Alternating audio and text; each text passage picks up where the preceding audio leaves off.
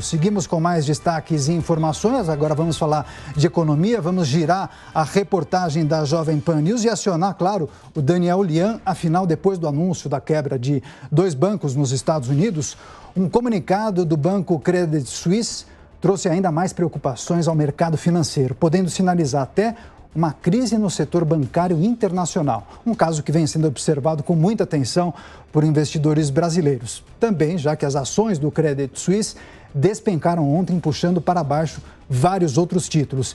Assunto para o nosso repórter Daniel Lian, ao vivo com a gente já aqui no nosso telão. Ele está na sede da Bolsa de Valores de São Paulo, a B3, e vai trazer as atualizações em relação a esse cenário que preocupa, né, Lian? Bem-vindo. Oi, Daniel. Boa tarde a você, boa tarde a todos. Isso mesmo, é um cenário que preocupa porque nos últimos dias 2 bancos norte-americanos acabaram fechando as portas e agora essa notícia do Credit Suisse. Isso se deu porque o Banco Nacional Saudita destacou que não vai mais fazer aportes, pelo menos neste instante, ao Credit Suisse. Isso provocou uma queda brusca nas ações do Credit Suisse, 25% foi a queda em relação às ações do Banco Suíço. No entanto, já houve o pedido de um empréstimo de 54 bilhões de dólares ou 285 bilhões de reais, equivalente a 285 bilhões de reais, a essa instituição financeira, e quem vai fazer esse socorro é exatamente o Banco Central da Suíça. Com isto, há um conforto um pouco maior ao mercado internacional, ao mercado financeiro internacional, já que houve uma grande turbulência, uma forte turbulência, não só nesta quarta-feira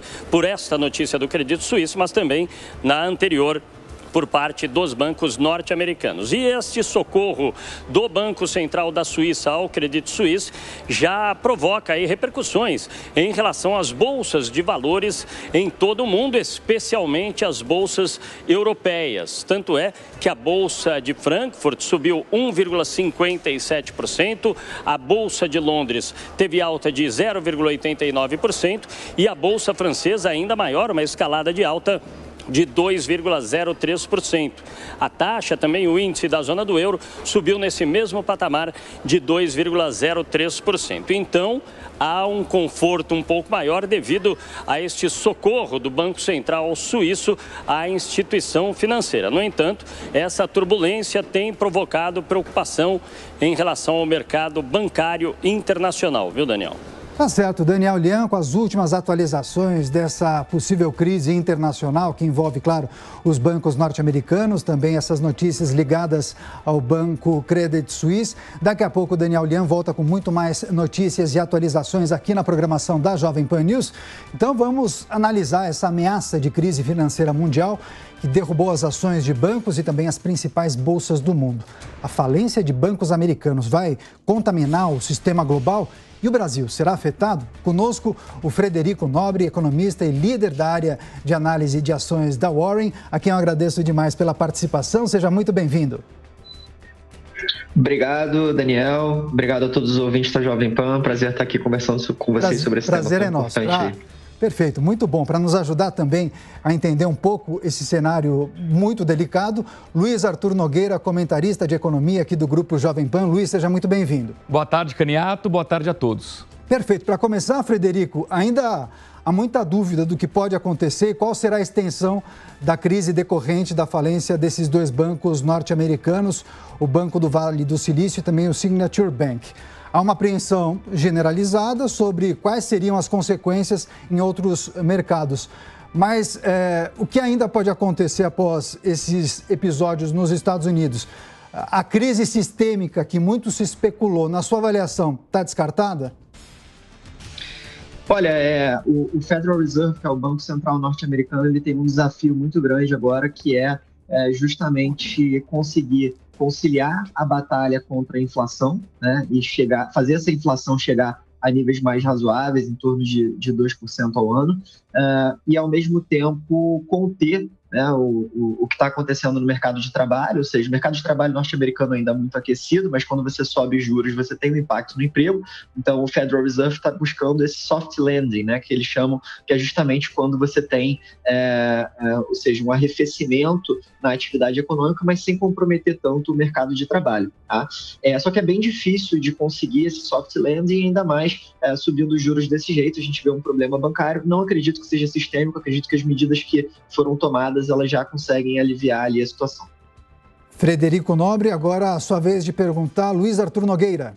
Frederico, boa tarde. Hoje chamou a atenção que o Banco Central Europeu subiu os juros em meio ponto percentual, meio que ignorando esse problema com o Credit Suisse, dizendo o seguinte, olha, neste momento a prioridade ainda é o combate à inflação.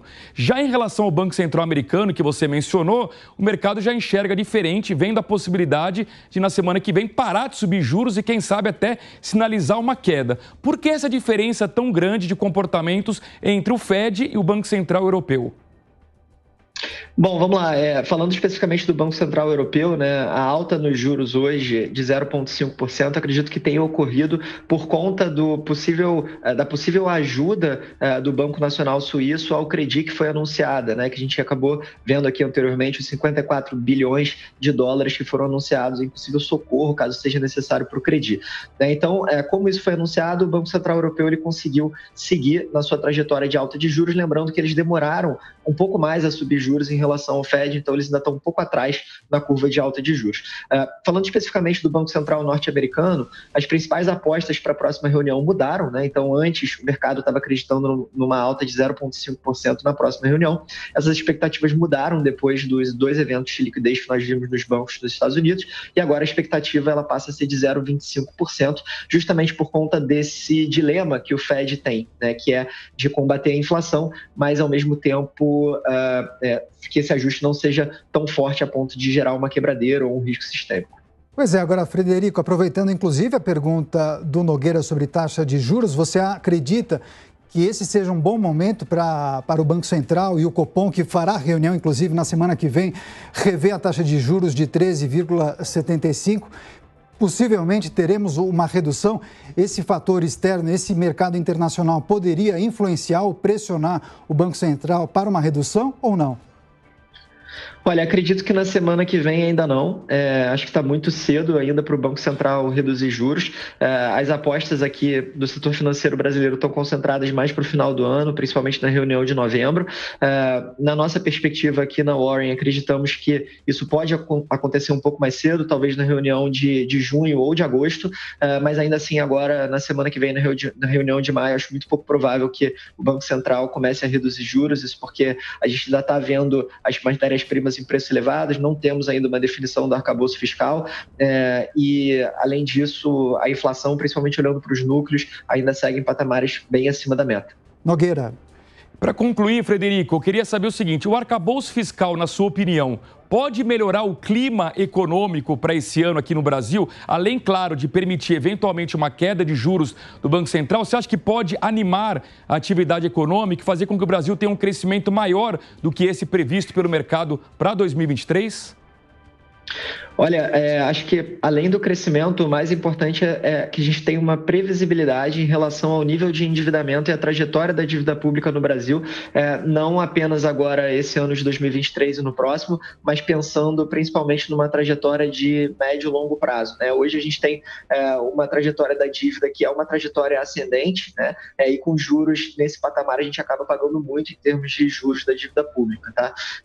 Então, pensando nisso, o mais importante do arcabouço fiscal é que a gente consiga ter o controle da nossa trajetória de endividamento no médio e longo prazo. E acho que o mercado está com expectativas muito baixas em relação a esse arcabouço fiscal. Se vier um arcabouço nota 6, nota 7, o mercado já deve reagir positivamente. Agora, Frederico, para encerrar, eu queria que você passasse um recado, sua impressão, para quem é trabalhador, para quem é correntista dos grandes bancos brasileiros. É o momento para se preocupar o quão sólido é o mercado brasileiro, os bancos nacionais. Que recado você poderia passar para o correntista, para o trabalhador brasileiro? Olha, eu acho que apesar das dificuldades que a gente está vendo não só aqui no Brasil, mas no mundo inteiro, né, a gente está passando por um momento conturbado, um momento que a gente viveu uma inflação acelerada, maior nos últimos 40 anos, não só aqui no Brasil, mas nos mercados desenvolvidos, né? A gente obviamente está acostumado um pouco mais com a inflação, né? Principalmente quem viveu ali a época de Plano Real e etc. Mas lá fora isso é muito diferente do que a gente viu nos últimos 10 anos e os bancos centrais tiveram que agir. Naturalmente, quando isso acontece, a gente tem uma série de problemas, né, e de controvérsias na economia. Mas olhando para o sistema financeiro nacional brasileiro, acho que nós temos ali o Banco Central bastante atuante, nós temos um sistema financeiro sólido, né, e esse risco da gente ter uma crise sistêmica aqui no Brasil é bem baixo. Acho que os bancos eles têm um nível de liquidez bastante apropriado aqui. Então, para o correntista que está escutando a gente aqui, fica tranquilo, né, que acho que o seu dinheiro está bem ali na conta dos bancos, nos depósitos.